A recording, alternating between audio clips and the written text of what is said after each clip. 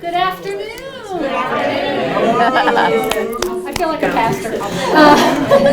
Thank you for being here. Our side-by-side speakers series continues today.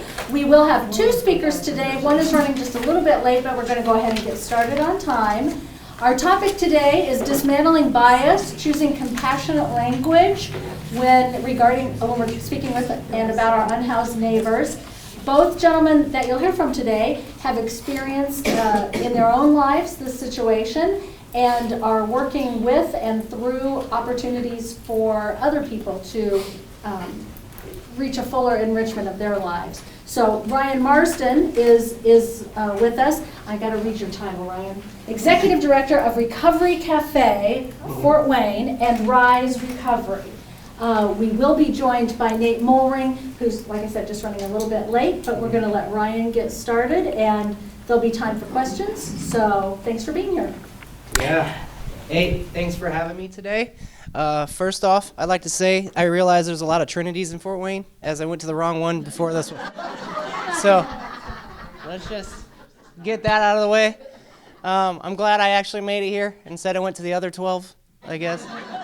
And well, that's it. So we're doing good. We're doing pretty good. I'll also like to say a quick prayer, if that's okay. Lord, Father God, thank you for this time together. Thank you that this body is seeking to understand and be empathetic and come alongside folks who may still be suffering or hurting or struggling out here in our community. That's what we need. We need to be the body, and I'm thankful for the opportunity for a group of us to gather today and become more knowledgeable and just perhaps learn something that we can take out and help to make the community a better place. So we appreciate the opportunity, and we love you, and we thank you in your name, Jesus. Amen. Amen. All right. I would like to say one quick thing. Sure. My colleague, Janet Altmeyer, whose voice is a little tiny today, so listen carefully. Today and only today. We have some new members joining us today, and I wanted to just let you know that there are restrooms to the left and down the stairs to the left. And if you need anything, just let us know. We're glad you're here. Thanks, Ryan. Yeah, thank you. Okay, it's weird talking into this microphone that doesn't seem to be amplifying my voice, but I'm going to get used to it. All right, so again, we were invited here today to talk about dismantling bias through choosing compassionate language regarding our unhoused neighbors. Nate will be here in a little bit. Again, I'm Ryan, and I'm the Executive Director of the Recovery Cafe, Fort Wayne. There's some information over on the counter there, limited supply. So I was telling Janet, please don't do a Black Friday or anything. We can get you more if you need them, or take a picture. But the pamphlets are right over on the table. So you can learn more about us and what we do and the services that we provide. So I'm also the president of Rise Recovery, which is a men's residential treatment center. And I can tell you more information about that also afterwards if you're interested in learning. Basically, the agenda is going to include, we're going to talk a little bit about my experience and also Nate's experience, what led us to homelessness, and we'll get to enjoy sharing a little bit about us with you. We have literally a few statistics that we'll share, and then we'll talk about person-first language and what that means and how that can negatively or positively affect folks that we might be working with coming alongside. And then we'll end with questions or comments. Sound good? Okay. All right, so we'll get started with my story. It's always fun to talk about my story, and by fun I mean not fun. But I'm going to talk about it, and I'm going to share with you. I have a long history of trauma in my life, and excuse me, it can be a little bit uncomfortable. But I realized today that sharing that is important for me, and also to help other people understand what the significance of that. So I guess I'll jump right in. Basically, I was born here in Fort Wayne. My mom and dad lived in Colony Bay Apartments, and me and I have a twin brother. Were born May 1st, 1982. This isn't going to be one of those things, don't worry, like I'm going all the way back to the beginning of time. It's not going to be like that, okay? We're going to fast forward pretty quickly. I just want to let you know, because you're like, oh no, not one of those situations. I only have, I think, like 15 or 20 minutes to share my story, so I'm going to do it. I'm going to do it in that time frame. Anyways, we were born here in Fort Wayne. I also have a younger brother, a year younger than me, and those are my siblings. So basically, we were born here in Fort Wayne, like I said, and then 6 years later, my father had left us and moved out to Vegas, saying that he needed to find work to pay child support, which to me always seemed like a really weird excuse. Like, you have to go to Las Vegas, clear across the country to find work. I never really understood that or accepted that, but it happened. So he basically abandoned me and my brothers and my mom at an early age. At that point, and I'm very, very soon after he left, the father should be the protector, right, and the provider. Well, we immediately entered into poverty, moved to a very impoverished side of town, and experienced all the challenges that come along with that. In addition to that, which was already very hard, we began to have to be going to babysitters and stuff like that, daycare, as my mom had to work full time, for a very minimal wage, and try to support us kids. My mother also had been experiencing some significant mental health challenges, as I later found out, had experienced years and years of abuse by her father. So, and by years, I basically her whole childhood, she dealt with an alcoholic father and who would beat and molest her and rape her, repeatedly over many years. So, and I'm saying that that'll come back around full circle. But at that time, I didn't understand any of that. My father had abandoned us, and that's what I knew at that time. After my dad left, it opened us up to a lot of vulnerable situations, and daycare and things like that. There wasn't necessarily background checks or things like that being ran back then. My mom just did what she had to do, and she had to go to work to provide for us. So, I guess that wasn't really at the forefront of her mind. Sexual abuse or abuse that would happen, I'm sure she never meant for anything like that to happen. Well, it did. So, at the age of 6, the first babysitter that we were left with abused me sexually. My two brothers, I don't know if they were involved in that first episode, as she would put them to bed, and then she would pull me aside, and and then the abuse would begin at night. And then she would oftentimes have me lie about it or something, and she would put ice cubes on my eyes to make it look like I had been sleeping, and she'd say, if your mom comes home, you put the ice cubes on, we're going to put the ice cubes on your eyes for a couple minutes, and it's going to look like you were sleeping. You just tell her you just woke up. And so that was the first out of 13 individuals who would abuse me over until the age of 14 years old. So lots of trauma. And the sexual trauma almost got to a point where it was, is just it became acceptable. I just kind of, I had to learn to discern people, babysitters and things like that. I knew I couldn't tell my mom what was going on because my mom was already vulnerable. My dad's gone. If I tell my mom what's going to happen, all the things that could happen in a little kid's mind, your mom's going to, she's going to go over there and try to hurt that person and then get hurt in return, or, that person's going to get angry and expose all the shameful things that's been happening to you. All those things ran through my head. So I never felt like I could actually say anything, which, in return caused a lot of fear for me. It was, I had to internalize it. And not only this, but I thought in my mind, hey, I'm the man of the family now. My dad left, my twin brother is learning disabled. So I felt like I had to hold the house down at a very young age, which looking back now, it's silly to, to think, hey, I'm 6 years old. What am I going to do? Go get a job and, a car and those type of things. I mean, they had like Hot Wheels and stuff back then, but that was, that wasn't possible. So, but, I say that because for a lot of years I actually did. That was one of the things. I'm supposed to be the man protecting my family. And here I am being abused and victimized and can't tell anyone about that. So that was a very lasting effect, and a message that was in my mind is, I'm a coward. You didn't protect them, so I'm worthless. This is the only thing I'm really, the time that people pay attention to me because my mom was always gone is when I'm being abused. So lots of negative messages were put into me at that time. And, I didn't really know that that's what was happening. I didn't say, well, note to self at this point or that point. It just, they were continuously being put inside of me. fear was something that I lived with my entire youth, and I would often think about that and just like, when is this going to end? One day I'm going to get old enough to move out of the house and I won't have to experience this anymore. In the meantime, the abuse continued up until the age of 14. My mom also was suffering from a eating disorder, anorexia, to the point where she had almost died.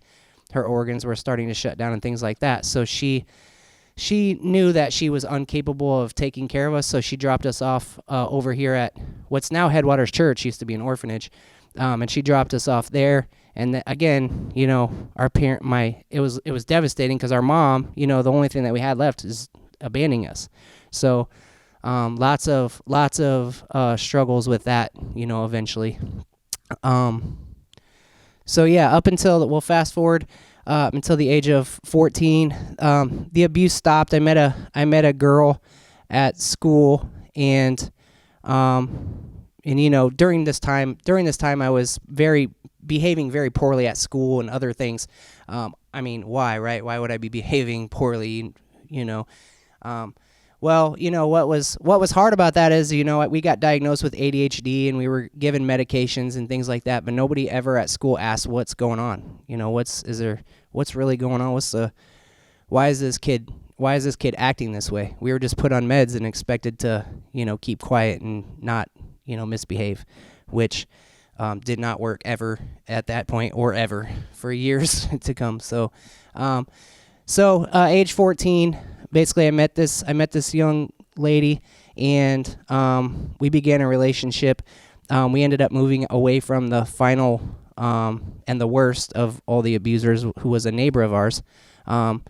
It was all horrific. The abuse was all horrific, but with him, it was much,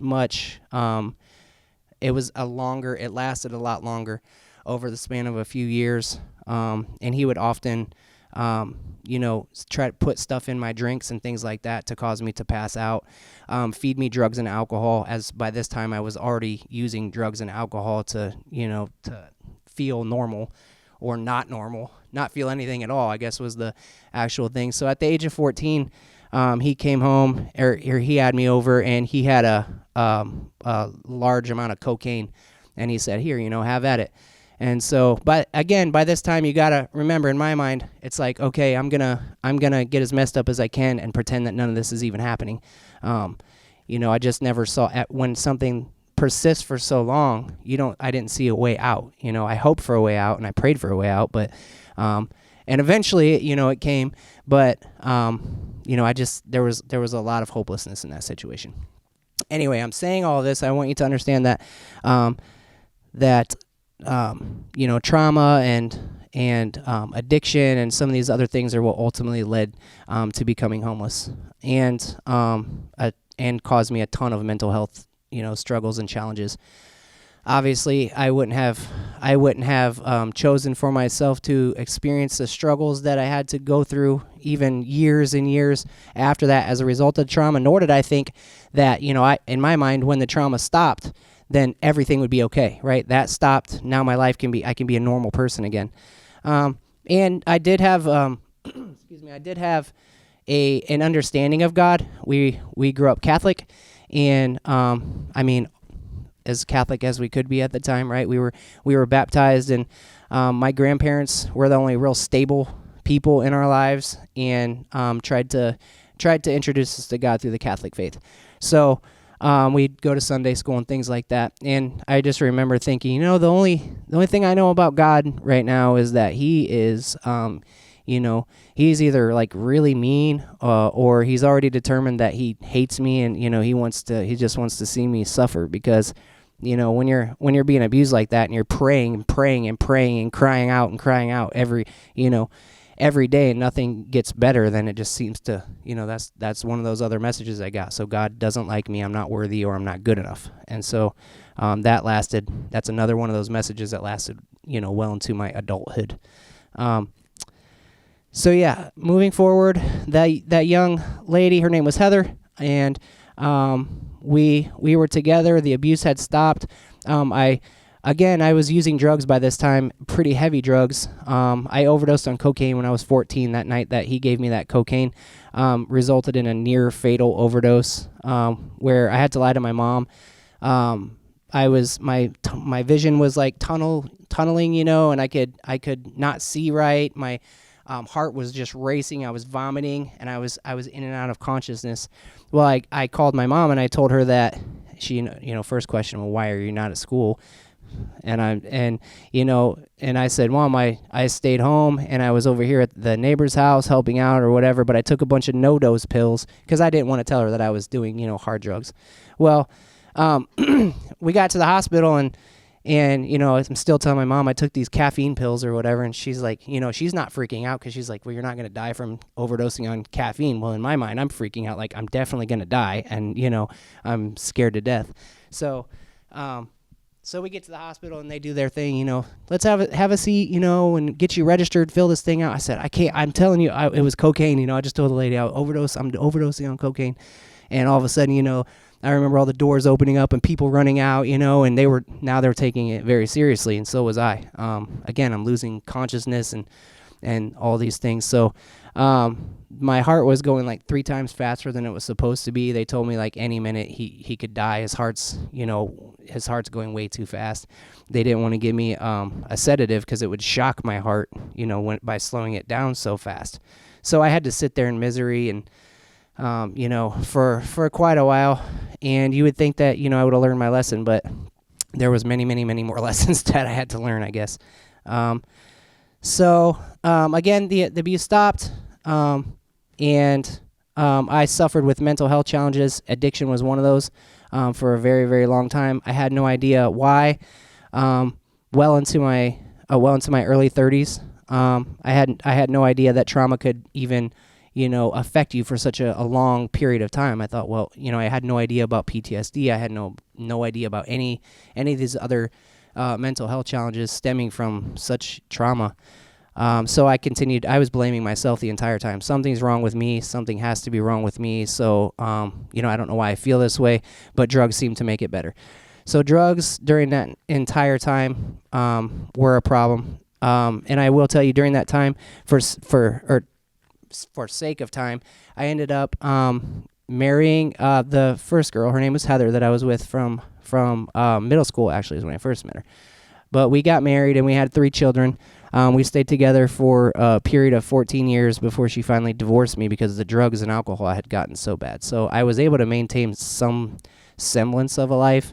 It was very much a double life, where I was trying to go to church. I wanted to be a good person. I wanted so bad to just, fit in with the church people. I wanted to fit in with the families, out there and, going to t-ball and baseball games and do those things. And so I did, I was with Heather and we raised our kids the best way, our 3 children, by the way, the best that we could, while still silently suffering with my mental health and this addiction.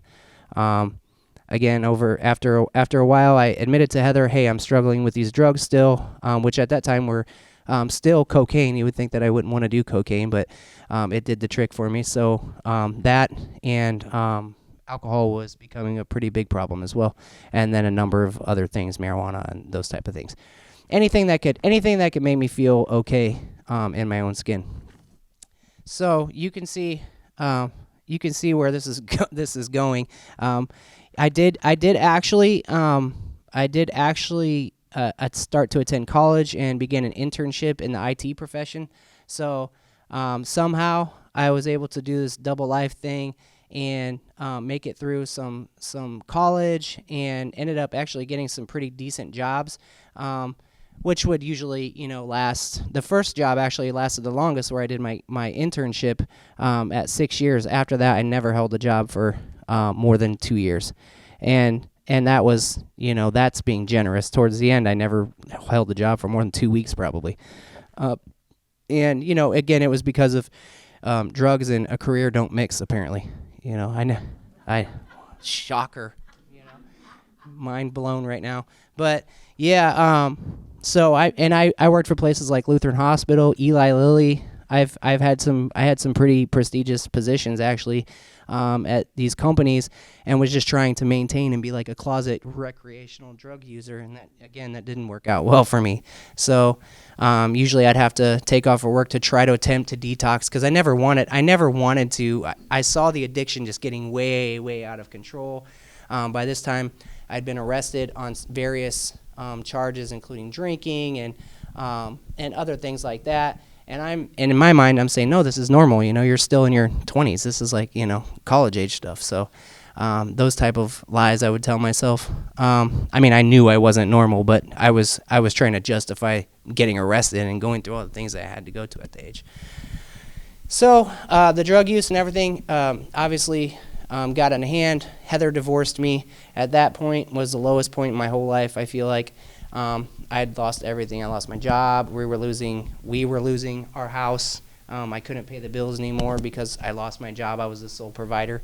And Heather was pretty sick of it by then. The lying, the deceitfulness and things like that. All of the behaviors that come along with being an addict or living in addiction. It became a situation where she didn't feel like it was safe for her and the kids, and it wasn't. So. But at that time, I'm like, damn you for leaving me and my, you're just like everybody else, and abandoned me. And that's how I felt. And so, because it kind of, was a theme in my life. But it wasn't her fault. She was doing the best. She made the best move for her and the kids that she could. But again, I was severely desperate and hopeless at that time. So I started to get into different drugs. While I was actually working at the hospital, I guess looking back, I had started like a pill addiction to opiate pills, and there was another gal that was a nurse there that was supplying all these pills to me. She was writing scripts and all these other things. Well, I was in charge. I was actually a physician liaison, so I trained all the physicians on the electronic medical records, which again was a pretty big deal, for me. It was a great job, and it paid very well, and I loved the job. But the drugs were ultimately the reason that job ended for me. I actually resigned because I didn't want to get fired, because she had gotten fired, the girl that was supplying the pills, and they knew how close that we had been, hanging out and things like that for a while. So I quit that job. Again, I'm going through, by this time, Heather made a decision to leave me and actually put a restraining order against me and my kids. And I just thought, the kids were my whole life at that point. I really wanted to be a good dad, and I wanted so bad to be normal, like normal people. And oftentimes, during this time, I'm just looking around and I'm seeing normal people out doing things that normal people do, like walking their dogs or going to the park or, doing fun things. They're smiling. They have smiles on their faces. And in my mind, I'm like, I was alienated to that. I don't know. I didn't know what it was like to feel happiness or like okay, to be okay. I didn't know what that feeling was. So to me, again, it was just, I'm bad and I'm never going to be able to experience that. So after that, the divorce, I started doing more and more drugs. I ended up getting into heroin, which led to a 6-year-long addiction to intravenous heroin use and multiple overdoses. One of those overdoses, 2 of those actually, involved my children, where I was going to see them. She allowed me to finally come see them and to spend a little time with them. Hey, come over and watch a movie with them or something. And the first thing I did was I didn't want to be dope sick around my kids, so I went into the bathroom and did the normal amount of heroin that I would normally do in the bathroom, and overdosed on. My daughter found me in the bathroom unresponsive. So again, it was very very horrible, traumatic, and I felt so dirty. The paramedic, when I got in the car, said, "Hey, you should never be able to see your kids ever again. You're a piece of explicitory. You can insert that word in there if you want." But so again, you can see why this is probably this was the most desperate and hopeless time of my life. I'm homeless by this point already. I'm hopping from couch to couch. For that entire 6 years, I was completely homeless. I'm hopping from couch to couch. Family members would let me live there for a little while until I would steal something or to get high so I wouldn't be sick. By the end of it, every one of my family's members, I'm talking my kids, my mom, my brothers, restraining orders on everyone. I wasn't even allowed to go near their property or I'd go to jail. So it got pretty bad. I had a vehicle that I'd been living in the back seat for a long time. I ended up at the rescue mission several different times during this process, and again, just very desperate, hopeless, and wondering, how did I get myself in this mess? I just remember thinking, how did I get myself in this mess? I just wanted to be a good person. I wanted to be a good Christian. I wanted to go to church. I wanted to relate to all the people when they would invite me to their Bible studies. I wanted to be like them. I be sitting in them Bible studies like, wow, this is amazing. There's got to be something to this. Well, rehab after rehab. I was in St. Joe. I ended up in St. Joe's rehab 11 times before they finally said I couldn't come back. I was in Parkview Behavioral Health another 7 times. I was, 14 times in jail throughout this entire process, and just still wondering what is going on, what is happening in my life, how did I get to this point, and kind of blaming God for it, and to be honest. And so finally, I ended up one of the last places that I ended up at was a faith-based ministry up in Huntington, Indiana, and I was again restraining orders. I had no support. I had nothing, and I entered into this faith-based place, and they said, it was a tough program. They said you're not allowed to smoke cigarettes. You're not allowed to do anything. You have to throw everything right out the window if you're going to come in here, and you got to be serious. And so I did it.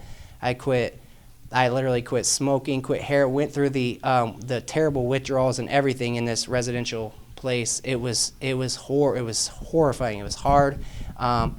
But one thing that came out of that experience that was really awesome is that I ended up in a church service, and I remember the pastor saying something that hit me like, a ton of bricks, and that was that hurt people hurt people. And I remember hearing that, and it just, those words, instantly I was able to forgive all the abuse and the abusers, because I thought, what if they had been hurt? Wow. So it was a revelation for me, and I turned my life over to the Lord that day and said, all right, I'm going to try again as hard as I can. I wish I could tell you that everything was super happy after that always, but we know that. I thought it was going to be anyway, walking out the door, I'm like, I'm healed. But, I still ended up, I went through that program, 8 months into that program. How are we doing on time? Oh, wow. 8 months into that program, and I ended up relapsing for a very short time and ended up getting arrested. Again, it was funny, though. I was like, God, man, I don't want to do this again. Can you just help me? And that day, ended up every dealer except for one guy had been arrested.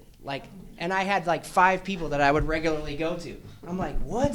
How does this even happen? I've been doing this for years. I've never had a problem. And ended up, everyone got arrested. I ended up getting this last little bit. And long story short, I got arrested. It was the best thing that happened to me. I ended up getting on probation, Hope probation, which is a very intense probation. Made it through the program, and I haven't looked back since. But yeah, so that's my story. That's how I ended up experiencing homelessness again for that 6 years that I was without a home. It was pretty devastating, and the only point that I have out of that for the all intents and purposes of what we're talking about today is that I remember a pattern throughout my life of the words that people said to me, the negative things, the labels that were slapped onto me, and that kept reaffirming the belief that I was nothing and I'm invaluable.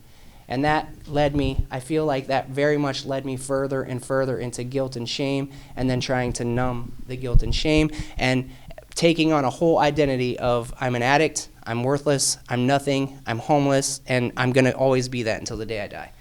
And there were a few people in my life. One of them was the pastor at the end of that while I went through that brief relapse again, the last one, took me to McDonald's, sat me down, had a conversation with me, and started to treat me like a human being and show me love and talk highly about me. And it was the most meaningful thing that has ever happened to me. And I feel like, I can attribute me wanting to move forward and being where I'm at today because of that conversation with that pastor. It was so meaningful in my life. I remember it day and night, like today. So, and that's kind of what we're talking about. I'm going to let Nate share his story, and then we'll move on with the rest of the thing. But I do want to let everybody know I have 6 years in recovery today. I have a good. Thank you. I have a great relationship with all my kids. As a matter of fact, we're going to the Bahamas in 10 days, so super excited about that. I started the Recovery Cafe for other people who are struggling with me, and my whole goal is to show them compassion and love and help them to have a sense of community, during their time of struggle, and do the same thing that pastor did to me and speak life into them. So I am super grateful, and thank you for listening. Here's Nate. Welcome, Nate. Ryan, Yes. Thank you for being so forthcoming and sharing so honestly with us. That has, I don't think I'll ever forget it. And I'm sure that is not an easy story to share. And so this is a safe place. Yes. And you are loved here. And we're so grateful for you sharing that. One tie that I believe your stories have, and I don't know these gentlemen very well at all, and they agreed less than a week ago to come and save our bacon, is that there is a religious component to both of your stories. And Nate, you were kind enough to share that briefly with me when we met last week, and I wondered if, as you're sharing, you could give us a little bit of insight into that part of your journey. No, absolutely. I'd be happy to. Thanks for having me. And Brian, thank you for sharing. My name is Nate Mollering. I'm a person in long-term recovery. I'm from Fort Wayne. Currently, I work for Allendale Treatment in Fort Wayne Recovery. So I'm from Fort Wayne. I grew up here. My family's been here for years. And honestly, my story has a common theme, and that's that I always didn't feel good enough. It was great when you just said that we're loved and appreciated here. And that's really what set me off on my path. And it's not because I wasn't told that as a child. I was. My family was great, and they are still to this day. And we have a great relationship now. But it started off rocky, and it got even rockier in the middle, and then it got better finally through some redemption. And I can only attribute that to God, and you'll see that throughout my story. But I went to St. Paul's Lutheran School here downtown Fort Wayne. My family, they were members of the Lutheran Church here. They went to St. Paul's. And everybody on my dad's side went through St. Paul's Lutheran School and Concordia High School. And then on my mom's side, her mother is Char Binkley, and Char Binkley was with WBCL for years. And on the other side, Carl and Judy Mollering, they owned a construction company which they sold eventually, and there used to be a Mollering Hospital down where the Lutheran Foundation is. Some of you may remember that. And they did something in the church called Call to Obedience, which is like a discipleship program for couples and people that are looking to improve their relationship with one another through their relationship with Christ. So I was one of those kids that everybody knew because they knew my family.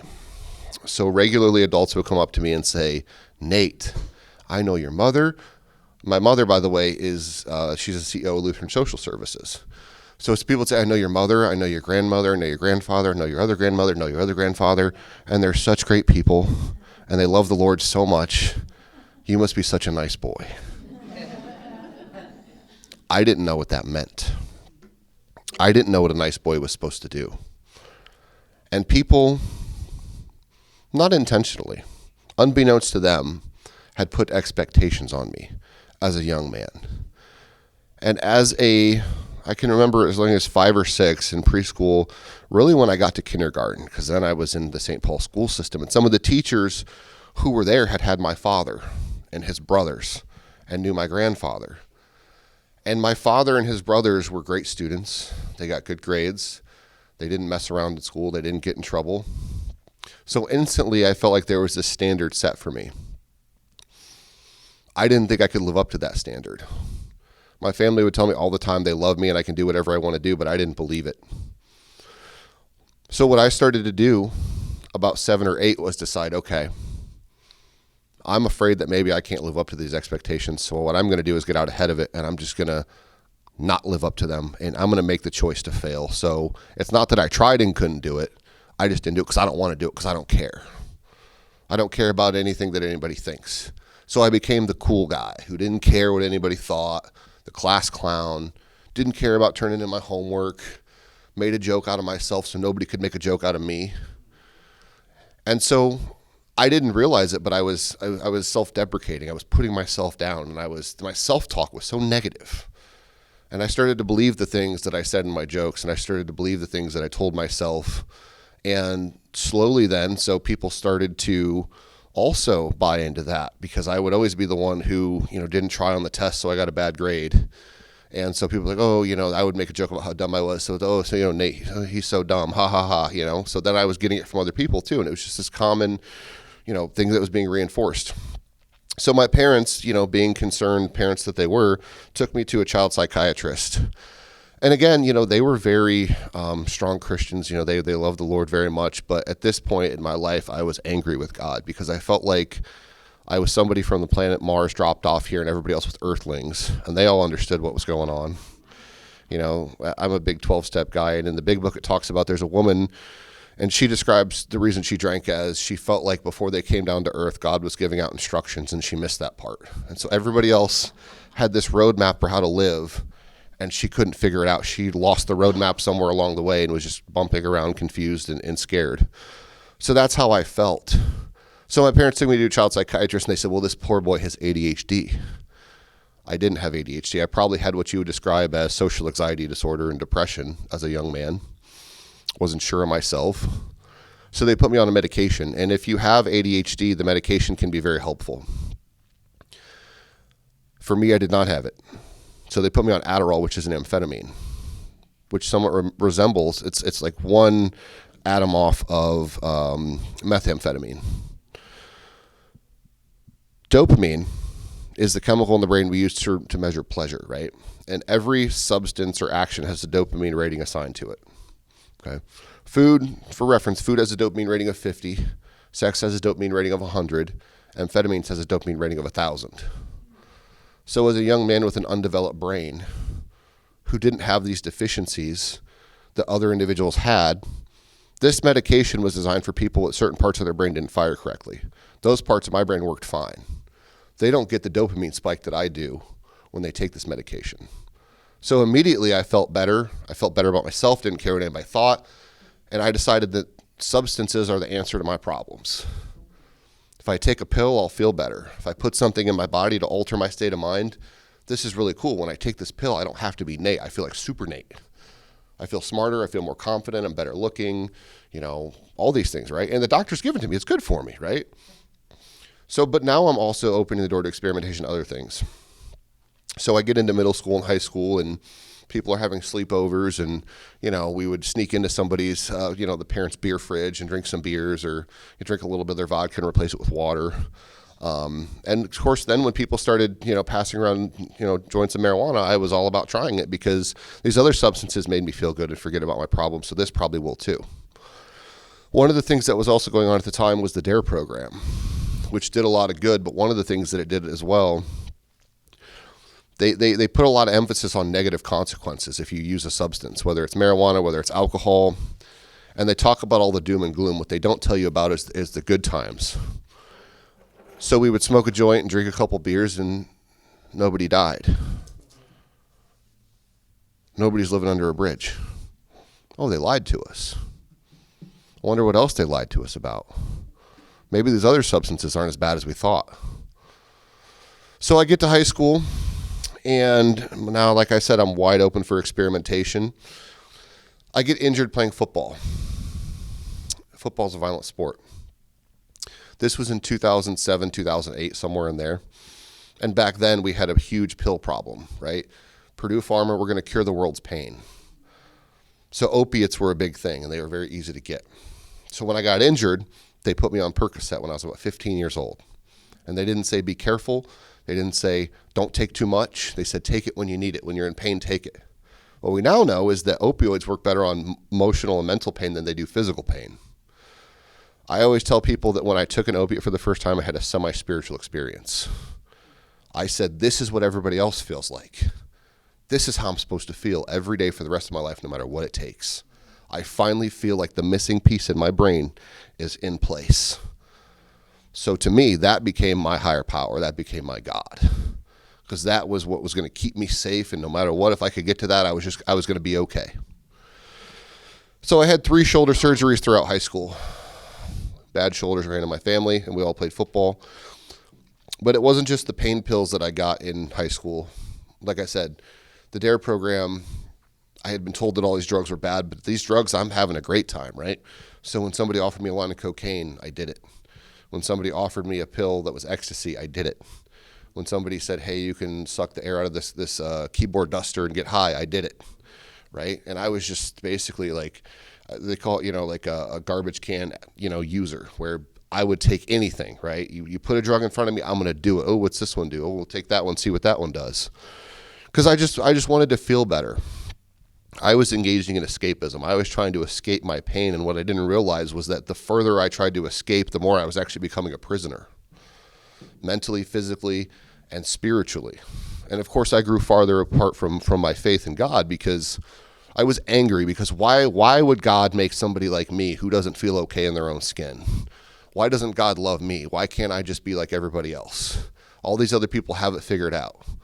I was being a victim. So I ended up graduating high school, and honestly, I shouldn't have. They just kind of got me out of there. They were tired of me. They gave me my diploma, said, get out, you're done, we don't want to see you back for another year. So they pushed me through. It probably had something to do with my family too. They liked my family. And honestly, I had some behavioral issues, but I was never like a kid that would flip a table over and scream and yell. I would say screw you, but I would say it in a very polite way. More like I would just say, I would okay you to death until you stop talking, and then go do the opposite. I was one of those people. So anyway, long story short, I graduated high school. I ended up getting a scholarship to play football at the University of St. Francis here in Fort Wayne. And I get injured again. Again, football's a violent sport. I blow my back out. And, even during that time, I was doing semi-okay with my substances, because the opposite of addiction is human connection. Oftentimes, if you talk to somebody that struggles with substance use disorder, they will tell you, like in this room here, you could stand up again and say, we all think you have value, we love you, we're glad that you're here, and they will feel completely alone. They will not receive any of that. And I always like to add my own little caveat to it, and I say the opposite of addiction is human connection and self-love, because if I couldn't love myself, I can't love anybody else. And I think a lot of self-love comes from, the purpose that my higher power, God, gives me. So I was disconnected from that. So I couldn't, but I began to somewhat connect, because when you get to college, everybody's kind of doing the same thing. And I was on a football team, so a lot of them are trying to do the right thing. There was some drinking. In college, you can be an alcoholic, and you blend in, right? Nobody's like, why is this guy drunk on a Tuesday? They're like, yeah, right on, man. So I was drinking excessively already, but I was free of the drugs at that time. But then when I got injured again, I got back on the pain pills, and that was really tough, because I had kind of broken free from that to a certain extent. And then around this time, it was 2014. Let me back up, actually, because the first time that I experienced being a person that struggles with homelessness was 2013. I had to leave school in the early part of 2013. January, I had to withdraw from school. And that's because one of the things we did about 2013, 2014, we started to clean up a lot of the pill mills. What is a pill mill? A pill mill is a place where you can go and get opioid pain medication pretty much for about anything. You could take an old x-ray in, you could take, if you had cash, you could walk away with a script of pain medication, right? Dr. Cozy and Dr. Hendricks were two here in Fort Wayne, and it's estimated that their practice created over 10,000 opiate addicts in Allen County alone. They were making $1 million a month cash, which is insane. So I was getting my pills from them, and so was everybody else. So the price of the pills on the street was extremely cheap. At times it was like 25 cents per milligram. It was just dirt cheap. When they started closing them down, it went up to $1 per milligram at least. So if you're taking 2 oxy-80s a day just to feel normal, because when you take an opiate for an extended period of time, you become physically dependent, and it stops becoming a choice. You're psychologically and physically, you start getting sick, okay? So you're spending $160 a day just to feel normal, not even be high anymore, right? That's an expensive habit. So what happened was the drug cartels are extremely smart. We always say they're criminal organizations, but we have to start treating them like corporations. That's basically what they are. Very intelligent. They have marketing departments. They have research departments. They're very well organized. They came up with powder heroin as opposed to tar heroin, which is extremely difficult to deal with and get down to a form where you could use it. The powder heroin could be snorted, it could be smoked, it could be swallowed, it could be put in water and injected. It was very versatile. It was a great innovation on their part. So that is what led me to using heroin. The pills were getting too expensive. I was already hooked. It was Christmas break, and I started using heroin because my dealer didn't have any more pills. So 2013, I tried to go back to school, but I'm already hooked. So I pull out of school.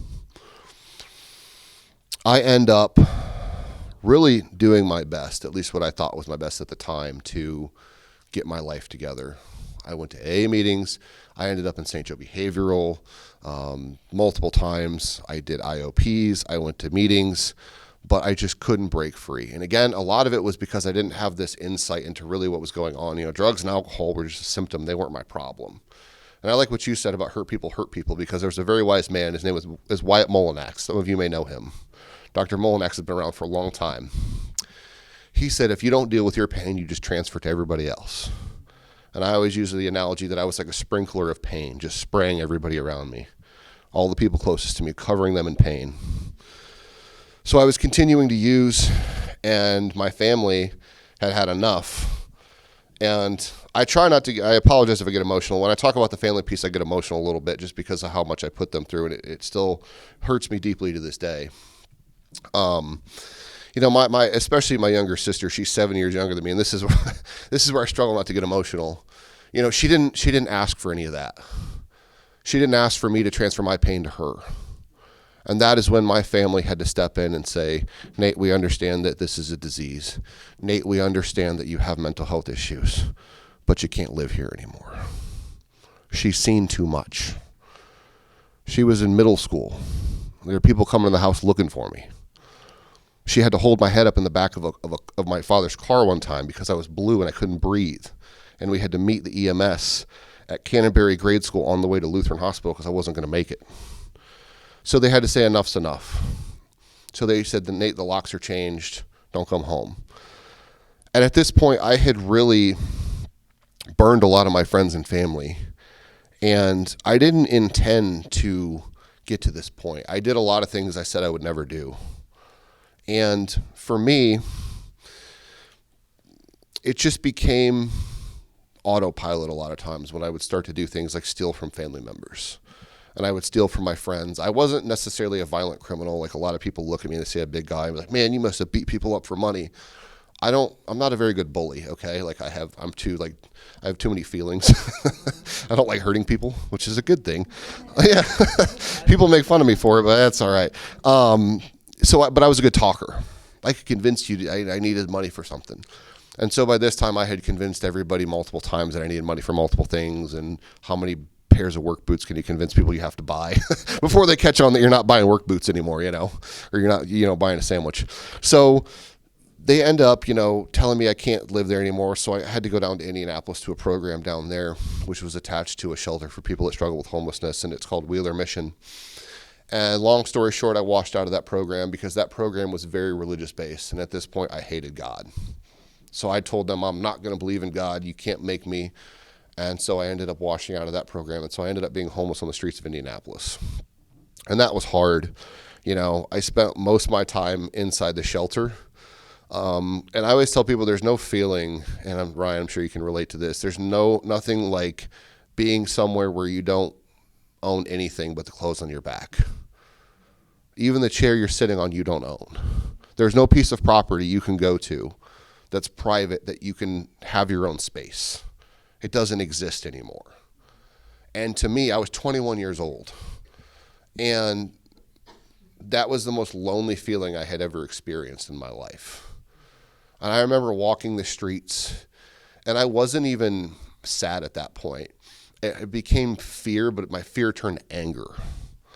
And I remember just storming around the streets, trying to get money together to use drugs, and just being so angry at the world and so angry at God. And I had a lot of things going on, and with the mental health issues that I struggled with and the substance use, it's just the chicken or the egg, right? I don't know which necessarily came first. I do think I had mental health issues to begin with, and then substance use came in, which then amplified my mental health issues. So I ended up coming back to Fort Wayne and living with an ex-girlfriend, which didn't go very well either, as you can imagine. And honestly, for the next few years, I was on and off the streets quite often. I would convince people to let me come stay with them. And I really did have the best of intentions. And here's the thing I will always say about people who struggle with substance use disorder and even people with mental health issues. And a lot of times that's your individuals who struggle with homelessness, right? When we say things, oftentimes we mean it. I would tell people all the time, I am not getting high tomorrow. I swear to you, I'm not getting high. And if you hook me up to a lie detector test 9 times out of 10, I would have passed. I believed it. And I would tell myself, tomorrow, we are not getting drunk. We are not getting high. Tomorrow, we're going to take our meds like we're supposed to. Tomorrow, we're going to go to our counseling appointment. And I just couldn't do it. I couldn't make it there. And there's a lot of reasons why. A lot of it was I wasn't ready, I don't think. Oftentimes people will talk about getting into recovery. And the thing is, a wise man told me this, and his name is Dick Bogus. Some of you may know Dick Bogus. He's been around the recovery community for a long time in Fort Wayne. He said, recovery is not for people who need it or want it. It's just simply for people who do it. And that was where the rubber was not meeting the road for me, was I knew what I needed to do. I was always waiting for this willingness to come down from God, that I was so angry that I had this issue, and then people would talk about rock bottom. So I thought that there was going to be a sign that was going to come down from heaven one day and say, congratulations, Nate, you hit rock bottom. You can get better now, And I was always waiting for willingness. So we talk a lot in the 12-step programs about willingness. The problem is willingness comes and goes. It comes and then it fades away, right? We take our will back.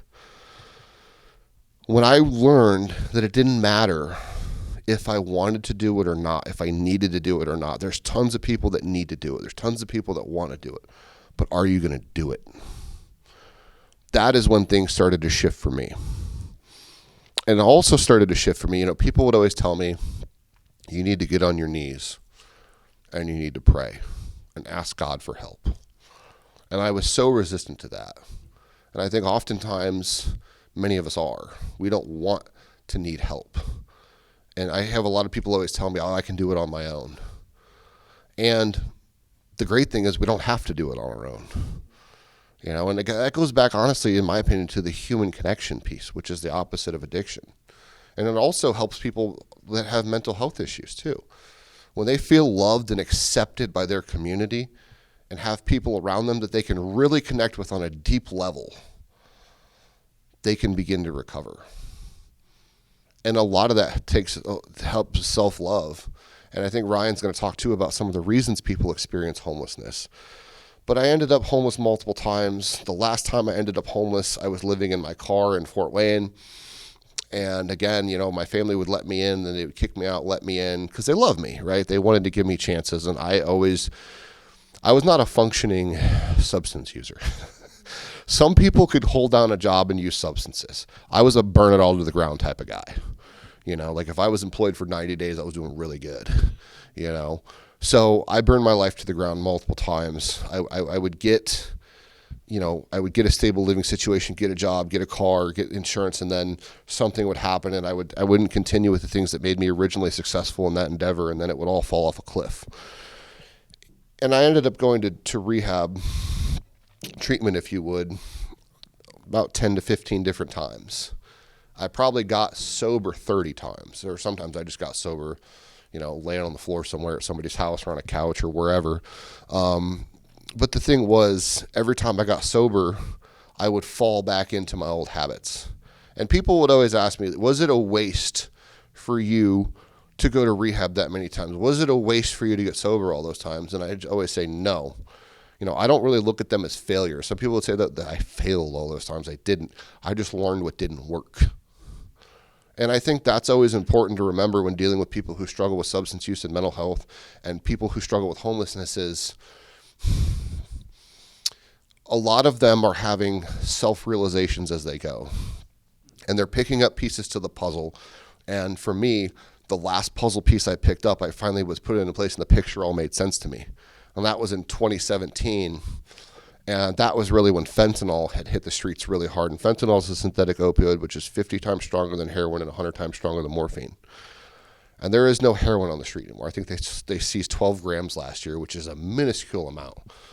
And the amount of fentanyl they seized, I can't even remember. I think they seized like 65,000 fake prescription pills that were all fentanyl in Fort Wayne, Allen County.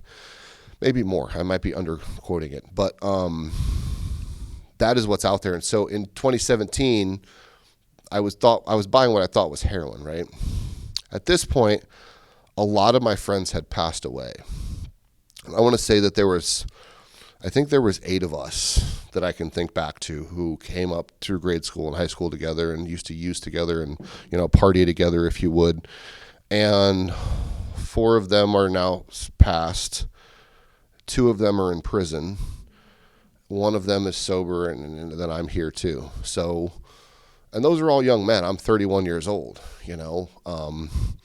This is what the crisis has turned into. So I had 2 overdoses in 24 hours back in 2017. And the EMTs and the firefighters was basically the same shift that came each time. And ultimately what happened was they told me that I'm not going to make it a 3rd time. And I basically told them that's fine, don't come. Because again, I was a person struggling with homelessness. I was a person struggling with substance use disorder. And I was a person struggling with mental health disorder. Even if I believed in a hell, I didn't think it could get much worse than what my life was. And I was 24 years old. And I was done. I was ready to check out. And I remember when I was a person that struggled with homelessness, even when I had my vehicle to live in, it was around Christmas time. Because I went to treatment for the last time in early February. But the time leading up to that, I can distinctly remember driving around the city in my car, doing whatever I was doing to survive. And I would see businesses with their lights on, with the Christmas lights, and I would see houses with a Christmas tree up and lights on. And I would just think, how beautiful would it be to just be a normal person with a normal life, whose family is with them right now, who gets to go to work tomorrow. All I wanted was to be normal and functioning at that point. And all the time I was driving around, I would always look at every pole and every tree and think, why don't I just drive my car into that? I could just put my foot down on the accelerator, let go of the wheel, and close my eyes, and it's all over. But I was sitting on that couch after being brought back twice in 24 hours, and they called this man. His name is Sergeant Gerardo. He's a vice narcotics detective with the Fort Wayne Police Department. And he came and sat down next to me, and this was a very tumultuous time. This was really when the fentanyl crisis was taking over. It was just going up and up and up, the overdose deaths. We had 68, I believe, in 2016, and then 127 in 2017, so it almost doubled. And he was going to a lot of calls, a lot of fatal calls. And he came to my call, and I had already overdosed multiple times. And he sat down next to me. He waited till everybody else left. And he'll tell you, if you ever hear him speak, that he often talks about when he was a young cop, he was going to save the world. He's going to put all the bad guys away, and he's going to save everybody, and everything's going to be great, and he's going to go kick butt and take names. And he said at this point in his career, which is probably about 20 years in his career, he was so burnt out. And he sat down next to me, and the week before they had just had a training on how to help people who struggle with substance use disorder and mental health and put them in treatment, not in jail. And I like to say that that's a God thing, because I was the first person he came across since that training. And he said, I want to try something different. He could have taken me to jail, but he knows what that does oftentimes. There are times when jail is beneficial for people, but he didn't think jail would be beneficial for me. And he said, I want to send you to treatment today because I think your life is worth something. The fact that you were ready to die at 24 is bullcrap. You have a long life ahead of you. And he even asked me, he said, do you believe you can do this? And I was like, I don't know, man. I don't know. I've tried so many times. And that's the thing. Every time you try, it becomes harder and harder the next time. Because the doubt becomes so real and sets in so deeply, like these roots that just grow inside of you, and you start to think, I'm going to die like this. I'm either going to die of an overdose, I'm going to kill myself, or somebody else is going to kill me. Because when you struggle with homelessness, there's a lot of violence out there. When you're using drugs and you're buying drugs off the street, there's a lot of violence out there. Okay? And with people with mental health issues, oftentimes it ends by their own hand, unfortunately. And I had struggled with all of that throughout my journey. And so he sat down and he said, all right, well, we're going to try something different. And he said, do you believe in yourself? I said, no. And he said, okay, well, I believe in you, Nate. And he said, do you believe me? And I looked into his eyes and I saw that he believed me. He said, you're worth, you have value. He said, I don't know if you know this or not, but God loves you. And I said, I believe that you believe. And he said, then just start there. Start with a little bit of faith that I believe in you. So I ended up going, and it changed my life forever. And that was really when I started to put all those pieces of the puzzle together. And so many people could have given up on me, and it would have been easy for him to give up on me and the first responders, because I know they struggle so much with compassion fatigue. They see a lot. They see everybody on their worst day. But he had empathy and compassion for me and decided he was going to do something different. And ultimately, when I went down there, that is the first time that I really fell on my knees and asked God to help me and come into my life and give up my will and take his. And that is really what made a big change for me. And then ultimately, with what I do now, the light switch really came on when I started helping others. And that's really what this is all about for me. And I know that's what it's about for Ryan too. So there's a lot of struggles people encounter out there. And a lot of times they just need somebody to love them where they're at. And there is a fine line between helping and enabling. It's hard. It's hard to know. And every situation is different. But oftentimes just a kind word and treating them like people, like children of God that they are, goes a long way. And it went a long way with me. And people had to love me for a long time before I could love myself. And, to now me and my family, we have a good relationship. And my sister, she's actually going to be graduating with her master's degree in the spring here in Chicago. She's going to become a master's level social worker to work with people with substance use disorder and people that struggle with homelessness. And that's just, something amazing that comes out of this. And I just want to highlight, and Ryan and I are nothing special, but we're two people who made it out. And I always like to talk about when you can take somebody who's had struggle in their life and you can turn it into a redemption story, oftentimes they can be a light for other people. And we can't afford to throw people away. And I think a lot of times that's the attitude towards people that struggle with homelessness and substance use disorder and mental health. And I know they're frustrating. We are frustrating people to deal with. I know that. I deal with it every day. And people dealt with me a lot of times every day for a long time. But one of the things that the overdose numbers and the numbers that we talk about when we talk about people that are transient in our community, one of the things they don't take into effect is the family members of all those people who are struggling. That gives us a snapshot of the people directly in that boat, but you could take that number, multiply it by 5 or 10. They have children. They're somebody's grandchild. They're somebody's son. They're somebody's daughter, mother, father, cousin, brother, employee, member of a church, volunteer. They leave a huge hole.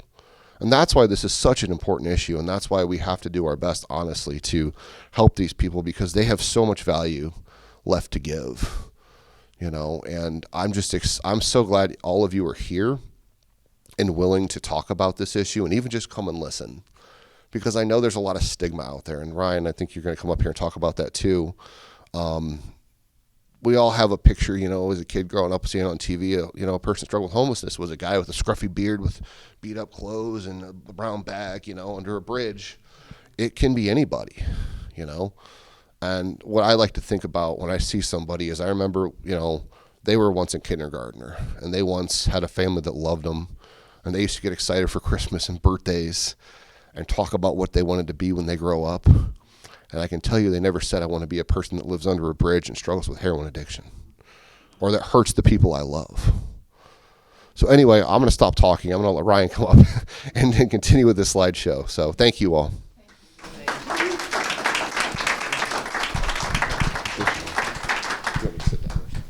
It doesn't matter. You can sit down if you want. All right. So Ryan will probably, if it's possible for you, maybe take about 5-7 minutes. yeah, I was gonna. This last part's really quick. I just wanted to give some quick examples of how we can change our language surrounding these type of demographics, and then we'll let you guys go. Sorry, we went over a little. Besides the questions, I'm sorry. You can question away. All right. Basically, some basic statistics surrounding our homeless population here in Fort Wayne. We have anywhere between 2,500 and 3,000 residents without homes at any given time, so on any given day. These are mothers, daughters, sons, right, whole families that are displaced. The top 3 reasons for homelessness in the United States include, and this goes for Indiana, addiction, domestic violence, and mental health struggles. I don't know if that's surprising to anybody, but the fact that none of these, like Nate was alluding to earlier, were by choice. I'm pretty sure, and I could be wrong, that nobody, wanted to grow up and end up living under a bridge or in the backseat of their car, even addicted to drugs in the first place. So, why is person-first language important when dealing with anyone, really, who struggles with anything? It's because we have the ability to build others up or tear people down, right?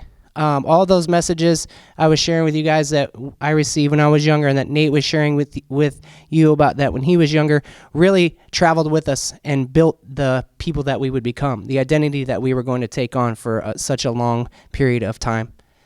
So knowing that a kind word or a smile or a handshake to somebody who is struggling is so important, you can see these things could help shape the community that we live in.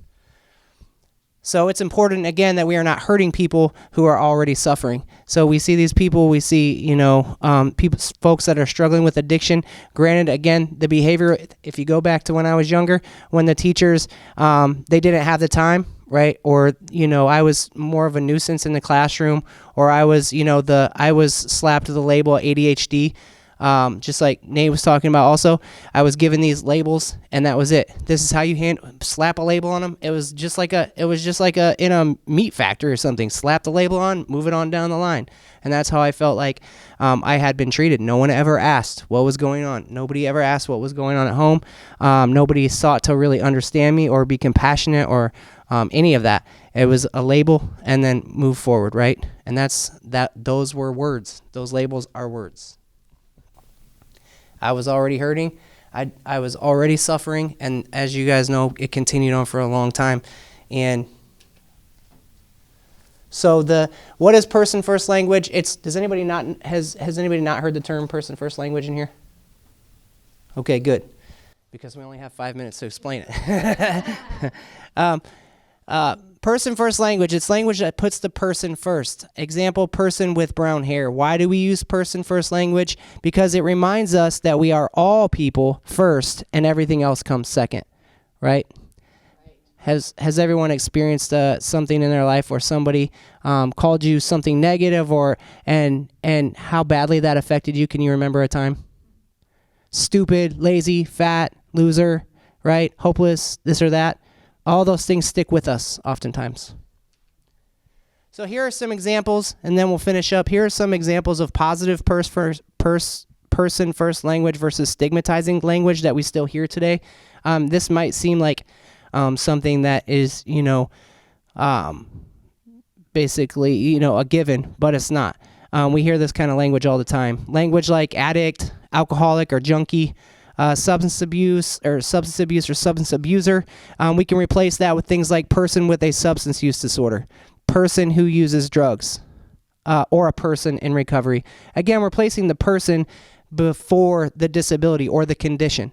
And so when we place the condition before the person, that's when we create a label. And we want to try to avoid doing that because of the effects that it can have on us and the way that it makes people feel. And another example here is stigmatizing language is a criminal or a felon or a convict. Has anyone ever heard anybody refer to that? He's a convict. leave them alone. We could use the phrase person with justice involvement or person that is justice involved. It's just as, it explains the situation, but it puts the person first. And what we're talking about today, we often refer to people as, hey, it's a homeless guy, or it's, homeless Joe, those type of things, that you can see how that would be harmful. Instead, we could say a person experiencing homelessness, or a person, who is experiencing struggling with homelessness. Okay, medication-assisted treatment is oftentimes something that's stigmatized. People, especially in the 12-step community or things like that, where at first, I should say, it's much more understood now. But even in religious organizations or things like that, I see this happening a lot, and it's not something I don't think we intend to do, but it's something a lot of people don't understand. So therefore, there's a negative stigmatization geared towards people on MATS treatment.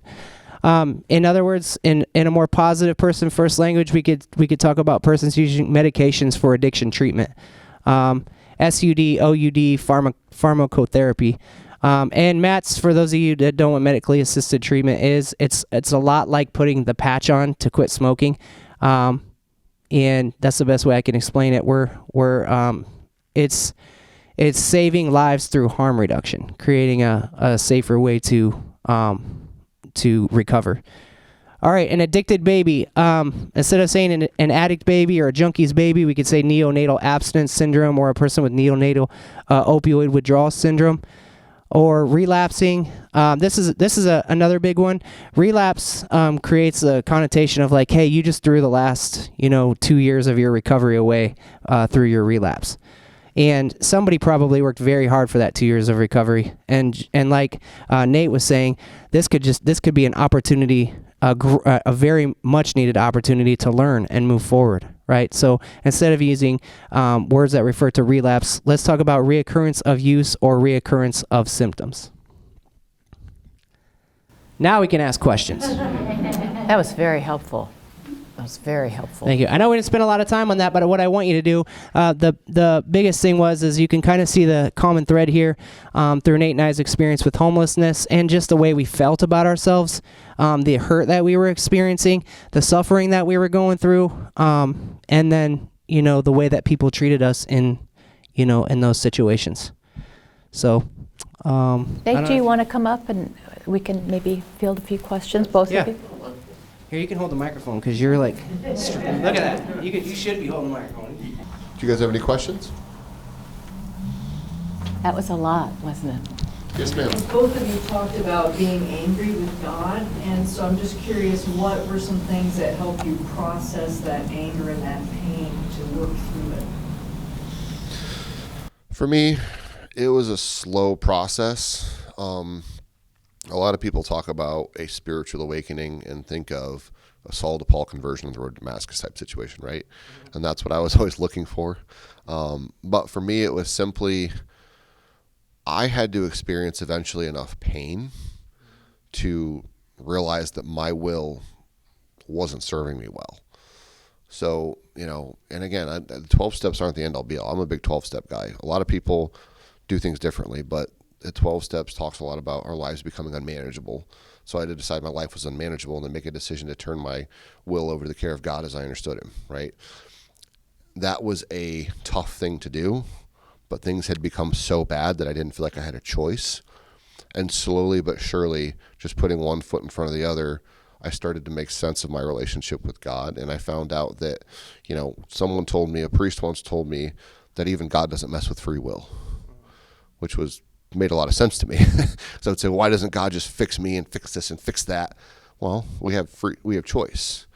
And so I learned through taking responsibility, a lot of self-awareness, that I could change my life through that taking responsibility. And that a lot of things that occurred had more to do with me than other people. Not to say that people that I haven't been wronged in my life. And, it's hard because one of the things I see people struggle with the most, and it's really hard for them to overcome, is when they've been sexually abused as a child. And that's not something I had to undergo, so I can't speak a whole lot on that. But I know for a lot of people that holds them back So there are things that are very difficult to walk through as far as anger with God. But for me in my journey, it had a lot to do with taking responsibility and realizing that I just had to put one foot in front of the other and really giving up my will. I'll let Ryan speak on his part. Yeah, I mean a lot the same. Who was in the Bible that wrestled with God and then broke their hip or whatever? That was definitely Jacob. That was me a little bit. For a long time, I just kept battling with the question like, well, why? If you're good, why? Why did you allow these things to happen? And again, it goes back to a lot of understanding the free will, concept. I didn't understand that. I was just like, well, whatever, and then I would wrestle with it. Well, whatever free will is, you still allowed it to happen, and la da da da da. But the big changing moment for me came when I heard that pastor say, hurt people, because I was able to really understand like, oh wow. So this could be like generations, and it also helped me to understand like generational curses and things like that, where like, hey, it trickles down, it's like trickled down. My mom got hurt. I'm sure something happened with her parents, coming to find out, and the hurt kind of trickled down, and had this effect on us. Well, I guess I understood, well, hey, okay, all the stuff in the Bible, that does make sense to me right here. The biggest thing though is if I can forgive, then I can be forgiven, and then I can live in that grace that God talks about, that the gospel's all about. So I was like, boom, I don't know, a bunch of things just went together. I'm like, okay, the gospel makes sense. I'm forgiven. They're forgiven. Let's move forward and live in grace, under grace, in freedom. And in order to do that, I have to believe it. I have to actually, it's funny because we hear a lot of people, the gospel, we hear a lot about the gospel, but how many people actually believe it? You're like, hey, he died for your past, present, and future sins. And it's like, no, I guess I believed for a while, like, okay, he might have died for my sins, but I guess I'm going to have to keep getting baptized because I have to keep my sins to keep coming back, so every week I'm going to have to go get a baptism bath. And so that's not how it works. And I guess when I came to believe that, then I was like, oh, I'm off the hook, and I have somebody that advocated for me and try to live under that grace today. I would say one more thing on that was I used to say, why me a lot? And then somebody one day said, why not you? Like, why wouldn't you struggle? Everybody has something. And really, for me, a big turning point was also, and I talk about this a lot with people who have struggled with substance use disorder and like self-esteem, finding a purpose. There's a purpose to my pain.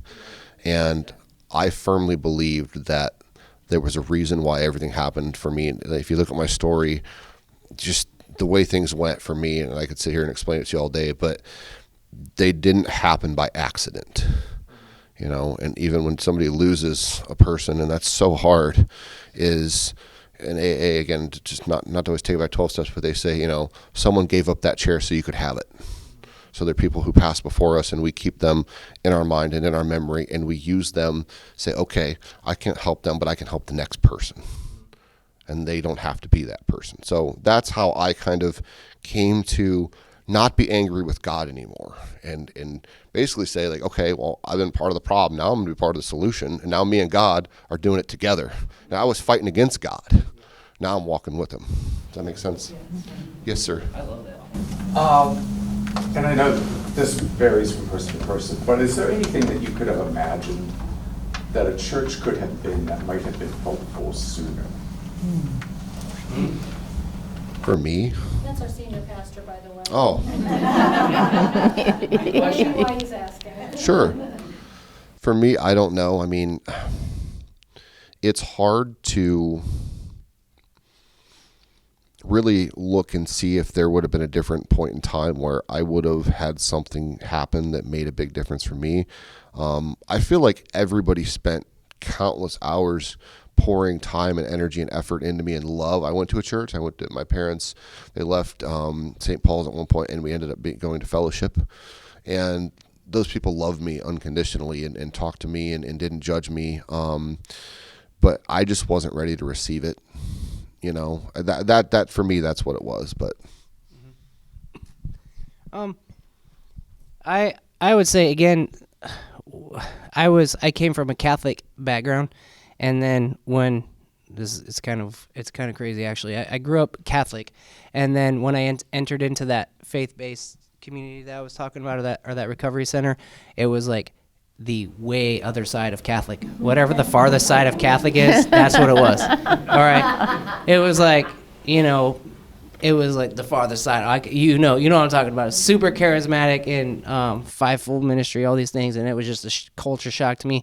But so I've really experienced everything in between. I've been Catholic. I've been to Catholic churches, Lutheran churches, all these different denominations, and none of that really mattered. What really mattered to me was, in the long run, was that I wanted to feel that love that pastor gave me that one day. When everybody else had given up on me, this guy at least would say something kind to me and pretend I exist instead of try to shake me off, through some medicine or something. Just get rid of me.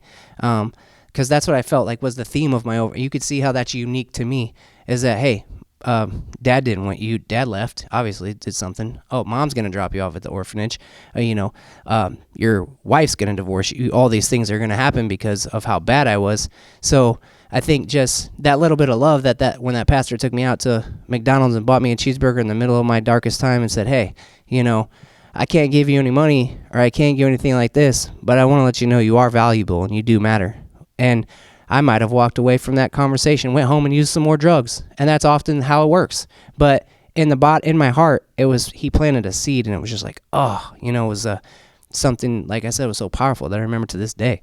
So I guess that's what we could do, is just maybe through understanding and reducing stigma and just increasing hope in people. I think that's the body of Christ. I don't think Jesus, with any of his 12 disciples, said he knew they were all unique. He knew that they needed something else, right? And they were all, but he was there for them the entire time. He was there. He stood by them. He didn't give up on them, and he showed them compassion and love. One more thing on that is just that, and again, I know I keep quoting the 12 steps in AA, but it talks a lot in AA about our job is to try to carry the message, not to carry or deliver, but to try to. And I think for a church, that's just the important thing, to try to carry the message of love. And the reason I keep referring to the 12 steps, I don't know if you guys know this, but it all came from, those are all principles from the Bible. That's where it came from. AA is from the Bible. So one of the books they deemed essential is the Sermon on the Mount. So again, to try to carry the message, it's up to, I always say that I try to carry the message. It's up to God and that person to receive it. Like, it's out of my hands now. Here it is. Friend, I hope you take it and digest it and make it part of your life. So, and we don't do anything different than that. That's what we do on the daily basis. It's like, believe me, we're dealing with frustrating. We're not like loving the behaviors and things like that either. We're dealing with crisis situations every single day, and oftentimes it's the same person over and over and over and over. And I'm not talking about for weeks. I'm talking about for years. Some of them, right? And we don't know what's going to happen. Are they gonna pass away? Or all these things. But it's like, hey, do they deserve love right now? The love that I can give them? Yes, they do. And so that's important. Hey, one thing I can say is that everybody that showed up today, that is pretty cool and amazing to me. I was excited to come here because I thought, wow, actual church. Because of my experiences with religion, a church, actually people wanting to be, understand this or seeking to like how can we be a better body. I was excited about that because that doesn't happen a lot. My last church experience was like, hey, get pumped up. We love everybody. You got to be the church. Go out into the community. And then I brought some people from the rescue mission to church, and they kicked me out of the church. They said, you guys, who did you bring here? This person has, this and blah, blah, blah, blah. And literally asked me to leave the church. So, and one last thing on that. I caution people, too, on not picking winners and losers as far as salvation is concerned, because one of the things that was said to me early on, I was at a program that was primarily faith-based, and I said, well, what's the success rate? And I said, well, it's 100%, because the people who make it are the people that God wants to make it, and the people who don't. So saying things like that will get people to be like, okay, goodbye. So, yes, ma'am, in the back. In my working life, I was always one of those people that had to really understand the behind the scenes before I really was good at my job. And I really appreciate you guys coming in and spending so much time on your stories too, and the time you spent, and really from the beginning to the end, because that really helps me personally to understand from start to finish, and the number of times you went through, the programs and sobriety. And I really appreciate you doing that, because that does give me a more in-depth and a better understanding, and I really appreciate you doing that.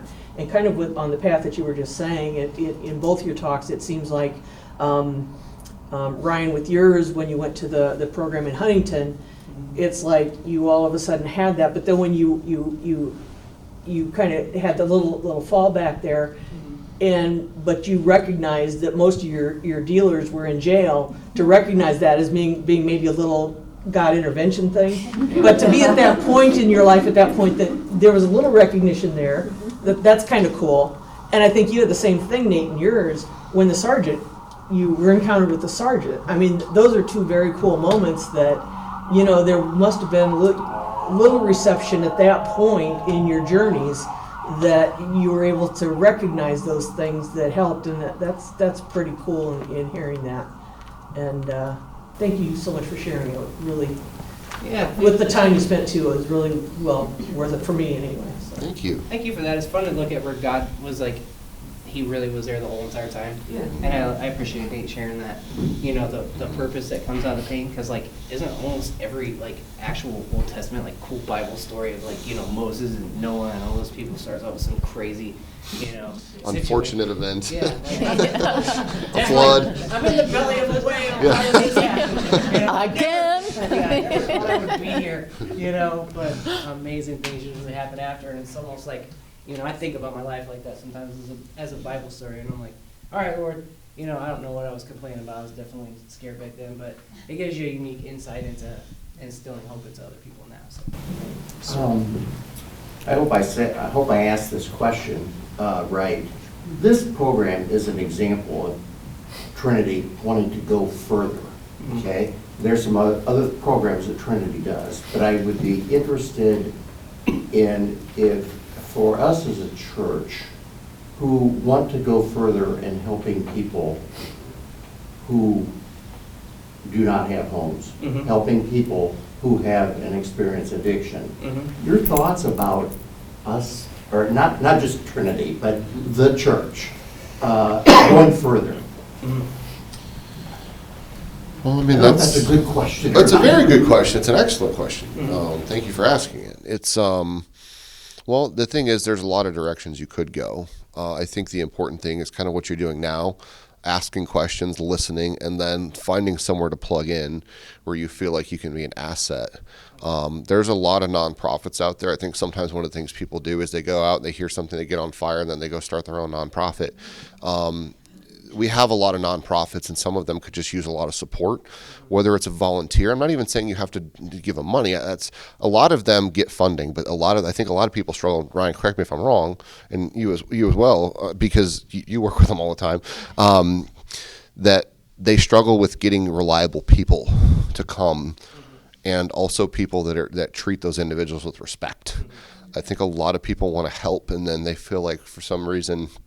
I always tell people to be careful with thinking you have a mandate from God. You get a lot of people that want to volunteer, and they're like, "I'm here to help," and they and you're like, "Whoa, hold on," a lot of people have a lot to learn about helping, and that's okay. But I'll let Ryan answer too. Yeah, I definitely second that. Also, I would say that, again, continuing to look at how stigma affects, getting ahead of the game. I think that there's this thing where it's like, I don't know why there's a stigma surrounding stigma almost, nowadays. And it's like, we want to hear this because this is traditionally, how it is, and getting stuck in a paradigm. Does everybody know a paradigm? Getting stuck in a way of thinking. And the Bible talks about that as hardening our hearts.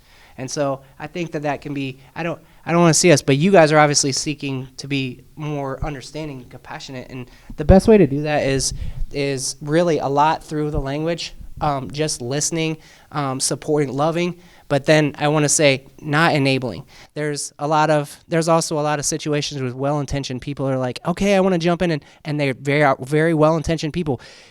Come live on my couch, and I'll give you $100 every time you ask. Well, you're going to get worn out, and your experience is going to be bad with an addict, because I have news for you. They're going to keep asking until you don't give them $100, and then they might take the tire off your car. I don't know. No, because that's the nature of the addiction. Is it's a selfish thing. You're caught up in yourself. It doesn't have anything. It almost takes the person. This approach, we walk into a situation like, hey, it's seed planting. You're planting seeds. You're coming alongside of. You're supporting. You're loving. What was the one? There's a example when the guy was at the people without homes, right? Were at the temple, and they went up and said, "Hey, we don't have any money to offer you, but we can give you this." And that was just an example of you don't have to hit every single person with the gospel right off the bat. You can be demonstrating God without saying, "Hey, I'm demonstrating God." That's my biggest message I want to get across to everybody. It's like, hey, you can walk up to somebody and we feel compelled like we have to hit them with the gospel right away. And sometimes that's less effective because anger at God. If you come up to me and tell me the gospel at that point in time, I was going to be very upset with you and probably not receive a word you had to say. But showing that love, coming up and saying a kind word and things like that, that leads to later on some conversations about, wow, where's this coming from? So I'll say one more thing on that. And again, I know I keep bringing this up, but the 12-step program is, we talk a lot about attraction rather than promotion. So we go out and hit people over the head with the big book. They don't want to hear it. But we want people to say, hey, something's different about you. Would you tell me what's different? How do I, we always say, find somebody who has what you want and do what it takes to get that, right? So you say, okay, I have what you want. Tell me how you got that. And then you can say, let me tell you, something that's made a big difference for me in my life is Jesus Christ. And that's why I live the way that I do. And then they're like, huh, you didn't start off with that. You showed me that I want to be that. And that's what was a big difference for me, was the people I saw, not the people who talked about it. People who talked about it sometimes, right, like Jesus talked about the Pharisees.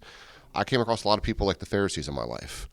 But then the people who served, those people like, I want to be that guy. And then when I started to follow those people, 2 great movies to watch if you haven't seen them. I'm sure a lot of you guys have, to help kind of like show good examples of that is It's a Wonderful Life. Most people love that movie. And then Les Miserables. I don't know if you've ever seen Les Miserables, but those are beautiful stories, great examples of people who didn't necessarily come out and say it, but just started loving and helping other people. One of the things I said, or one of the things they say in the movie Les Miserables is, and I've always, and this is kind of where I had something like one of my spiritual awakenings that said, to love another person is to see the face of God. And that just like, to me, was like, oh my gosh, that's so profound. Are you going to sing from Les Miserables? No, I can't sing. I wish I could. Rebecca? I would be part of the play. But yeah. Oh, I'm not musically gifted. But as far as getting involved, I think one of the things to remember as well, Ryan and I do a lot of what's called intervention. One of the best things we can do is prevention. So one of the most underserved populations of people who struggle is children. There are so many kids out there who need somebody to just do their homework with them, teach them how to read, like at the Boys and Girls Club. Those kids, some of them don't have anybody that tell them that they believe in them. They go home and they hear screaming and shouting and cuss words, and they learn about things they shouldn't learn about. So to me, that's one of the best places people who love God can plug in is with children, and just help them where they're at, and try to lift them up and just be a stable figure. You don't have to do anything crazy. I'm not saying go adopt 20 foster kids. It'd probably be to do the opposite of what we're trying to do, right? But at least for me. But just being there for them. Like there's so few programs that serve kids, and they're always like, we need volunteers. And a lot of people, I think, kids are messy. Kids are hard to deal with. There's a lot there. So that's one place where I see a huge underserved need. And when you show up to volunteer, I think a lot of people have this idea of like their volunteerism is going to be like this huge role in whatever it is, but sometimes just being the person that makes the coffee or takes out the trash. Like, I always try to show up if I'm doing a volunteer thinking, what do you need me to do? I don't need the job out front in front of everybody. If you need me to be in the back and scrub trays, and that I think is what always means the world to people when you're volunteering at their nonprofit, is like, most of them, they need that kind of stuff, or whatever talents you have. Some agencies need people that can balance their books, people that can help them understand grants or legal stuff, whatever it is, a tax code. You know, a lot of times us people with good hearts, we struggle with the brain stuff a little bit. I agree. We're all heart, no head, right? So anyway, I've said enough. So Yeah, Well, I love I- everything I did. Please. DYI, like everything. Oh, well, we do appreciate your authenticity. Excuse me. So sorry. And sharing so much of your stories. And it's interesting, Nate is with Allendale Recovery, part of Fort Wayne Recovery, Yes. correct? And Ryan is with Recovery Cafe. And I think something that I'm taking away from this is that the process of being challenged with life, with substance use disorder, with mental health challenge, happens over time. And recovery happens over time with downs and ups and maybe another down and maybe another up. But recovery is a process, just as the process of life and its adverse childhood experiences and trauma is a process. So is recovery, and it's a life process. Is that what I'm hearing you say?